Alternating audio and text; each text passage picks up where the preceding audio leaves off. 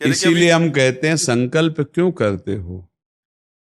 पता नहीं शाम तक जीवित रहें कि ना रहें, हमें भरोसा नहीं, तो हम संकल्प क्यों करें? भाई मैं ये करूंगा, ये संकल्प तो वो करे जिसको कल का भरोसा हो। अपने लोग तो ऐसे मृत्यु लोक में है कि अगले सेकंड का भरोसा नहीं। तो ऐसी प्रार्थना करनी चाहिए कि हे प्रभु, यदि आपने मुझे जीवन दिया, सामर्थ्य दिया, समय दिया, तो ऐसी हमारी भावना बन रही कि हम 108 परिक्रमा कर लेंगे। और अगर नहीं समय, नहीं शरीर सामर्थ्य रही, तो हम एक को नहीं करेंगे, तो कोई अपराध नहीं लगेगा। अगर संकल्प ले लिया कि अब 108 करेंगी, तो अब करना चाहिए। फिर देखो, संकल्प पूरा करना चाहिए। तो अभी इस जान तो शरीर में है ही, तो संकल्प के लिए फिर उसी कार्य में लगा जाता है। पर हम सबसे प्रार्थना करते हैं संकल्प ना लिया जाए। कभी कोई अगर नियम लेने की बात हो तो ये जरूर छूट दे दे कि हे प्रभु, यदि हमारा स्वास्थ्य ठीक रहा, हमारा जीवन रहा, तो हम आपके ऐसा कर लेंगे। और अगर नहीं रहा तो आपने कोई संकल्प किया नहीं, तो पाप नहीं लगेगा। ऐसे थोड़ा अपराध बनने की होती है कि 108 की। महाराज जी वो तब होता है जैसे कोई डील करते हैं ना, गोवर्धन महाराज मेरे पुत्र का नौकरी लग जाए, मैं 100 परिक्रमा करूंगी, तब जाके थोड़ा सा ऐसा ज्यादातर होता होगा। हाँ ऐसे पर भक्ति मिले ऐसा हाँ, तो कम ही होता है। हाँ तो करना चाहिए, फिर हमें लगता है करना चाहिए। पर अगर समय के पधार गया तो फिर कैसे कर पाएगा? मृत्यु लोक है और मरण धर्मा शरीर है, तो मुझे तो भरोसा 1 मिनट का नहीं है अपने शरीर का कि 1 मिनट ही अगला जिएगा कि नहीं जिएगा। इसीलिए संकल्प विकल्प करने का अधिकार ही नहीं है। पता नहीं शाम तक जिएंगे क्यों भाई, पक्का है किसी को? अब पता नहीं शाम तक जिएंगे कि नहीं, तो हम क्या संकल्प करें? हमें तो यही कि प्रभु जैसे चलावे वैसे चल रहे।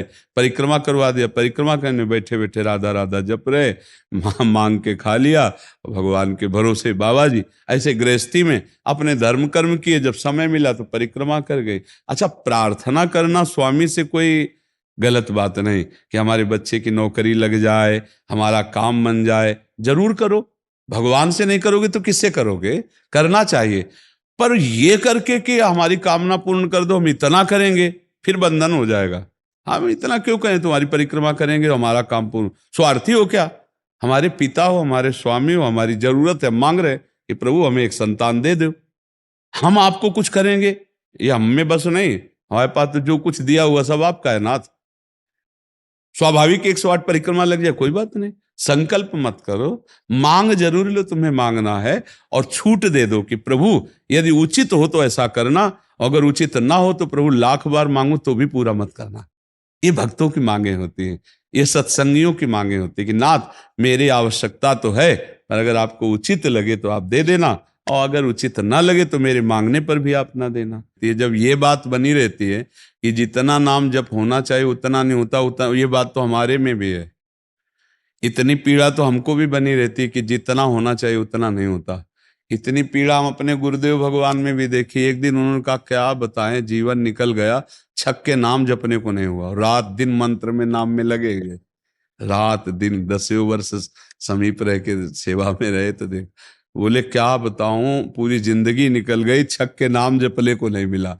तो भगवत भजन करने वाले में भजन की इतनी भूख बढ़ जाती है कि रात दिन भजन करने पर भी उसको ऐसा अनुभव होता है कि जैसा होना चाहिए वैसा। यही अखंड भजन बनाता है, यही अखंड। पर इस अखंड भजन होते हुए भी रोना आएगा कि प्रभु मुझे भजन करने की रुचि दे दो। यही भजन, असली भजन का ही फल है। भजन करते हुए भजन की इतनी भूख होना कि भगवान से भजन ही मांगना कि प्रभु मुझे भजन करते। अभी वो भजन नहीं होता जैसा प्रेम से होना चाहिए। हर एक महात्मा को, हर एक भजनानंदी को अनुभव होगा। और ये अगर हुआ तो भजन अखंड होने लगेगा। क्योंकि हम जिसकी पीड़ा महसूस करते हैं उसको हम भूलना कैसे बर्दाश्त कर पाएंगे? तभी वो अखंड स्मृति कर पाता है। और जो संतुष्ट हो जाता है भजन में, वो भजनानंदी नहीं होता। जो भजन में असंतुष्ट और भोगों में संतुष्ट रहता है वही भजनानंदी कहा जाता है। अपनी बात कहते हैं, मुझे तो गुरुदेव ने संभाला, नहीं तो साधन भजन हो रहा था, पर वो अहंकार जनित था। जब गुरुदेव ने कृपा करी तो हमारे अहंकार को चकनाचूर हुआ। तब ये बात समझ में आई कि गुरु कृपा से मोक्ष मूलम गुरु कृपा। गुरुदेव भगवान साक्षात करुणामय प्रियालाल के स्वरूप हैं। वो जब कृपा करते हैं तो अहंकार नष्ट हो जाता है, और अहंकार नष्ट होते ही दैन्यता आ जाती है। और प्रियालाल को दैन्यता बहुत प्रिय है, और वो दैन्यता कृपा से ही आएगी, और गुरु के चरणों में आसक्त रहो। देखो, हम आपको गुरु महिमा की एक बात बता दें। जब हम कोरा कागज होकर गुरुदेव के चरणों में समर्पित होते हैं, तभी हमारी हृदय में लिखा पढ़ी सही होती है। हम लोग क्या होते हैं, पूरा कागज रंगे हुए पहुंचते हैं और अपनी बुद्धि लड़ाते हैं गुरुजनों पर, इसीलिए हमारा काम बन नहीं पाता। यदि हम बच्चा बन के गुरु के चरणों में जाएं, जैसा बोले वो और वैसा करने लगे, तो गुरु को भी पता नहीं चलेगा, ऐसे शिष्य की उन्नति हो जाएगी अध्यात्म की, क्योंकि उसने उनको भगवान माना है। देखो, एक हम प्रसंग कई बार सुना चुके हैं। एक उड़िया बाबा ने सुनाया था प्रसंग कि एक बंगाल के भगत के मन में आया कि मैं गुरु बनाऊं। तो एक प्रसिद्ध थे काली के उपासक, उनके पास गए, और वो मदिरा पीते थे, वो जानते नहीं थे, वो मदिरा पिए हुए बैठे हुए थे। उन्होंने कहा, गुरुदेव, मैं आपको गुरु रूप से वरण करता हूं, मुझे मंत्र दे दो। तो शराब के नशे में लड़खड़ाते हुए मंत्र बोले, तो अशुद्ध मंत्र और अशुद्ध अवस्था, पर वो सीधा सरल भक्त भगवान मान के गुरु की छवि लेके पूजा में रख के और मंत्रानुष्ठान, अशुद्ध मंत्र। 1 साल ही हुआ कि मां भद्रकाली प्रकट हो गई, काली, और उनका बेटा, तेरा गुरु ढोंगी है। तो उनका, मां, पहली बात तो आप गुरु को ऐसा ना बोले, गुरु हमारे परब्रह्म है, आप ऐसा ना बोले। बोले, बेटा तू बहुत सरल है, जानता नहीं, वो शराब पीता है, और जो मंत्र दिया ना वो अशुद्ध है। मां ने कहा। तो उनका, मां, अब तो और विश्वास आपकी बात पे नहीं रहा। अगर गुरु ने अशुद्ध मंत्र दिया होता तो तुम 1 साल में आ गई, कैसे आ गई? बोले, बताने आई हूं कि मंत्र अशुद्ध है। तो उनका, मां, मैं अपने गुरु निष्ठा और गुरु मंत्र को नहीं छोड़ सकता, आप जाओ। तो उनका बेटा, मैं तुम्हारी गुरु भक्ति पे प्रसन्न हुई, और आज से मेरे सिद्ध करने का मंत्र यही होगा जो अशुद्ध मंत्र। ऐसा गुरु भाव किया जाता है। गुरु को परब्रह्म साक्षात माना जाता है। परब्रह्म में दोष दर्शन नहीं होते, दोष हमारी बुद्धि का है। अगर बुद्धि का दोष निकाल दे तो देखो, मत्ता परतरम नान्यत किंचिदस्ति धनंजय, भगवान कह रहे मेरे सिवा कोई और है नहीं। फिर हम गुरु को दोष दर्शन में देखें, कहीं ना कहीं हमसे त्रुटि हो रही। हमें घोर पापी में भी भगवान देखना है, तो गुरु में भगवान देखने में क्या बात है?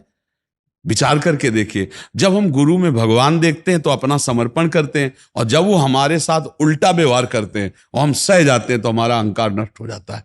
वहीं वहीं रहकर उसको चोट पहुंचने दो अहंकार को, और अहंकार जब मिटिया मिट हो गया, तब कृपा उदय हुई, तब समझ में आया को हो साक्षात परब्रह्म गुरुदेव हैं। गुरुर् ब्रह्मा गुरुर् विष्णु गुरुदेव महेश्वरा, गुरु साक्षात परब्रह्म तस्मै श्री गुरु। गुरु में भगवान बुद्धि करना बहुत कठिन बात है, सबसे कठिन बात विश्व में, समझ लो। गुरु में परब्रह्म बुद्धि करना, और गुरु में परब्रह्म बुद्धि नहीं तो कुछ भी कर ले, अहंकार नष्ट नहीं होगा। यह खुली बात कह रहे।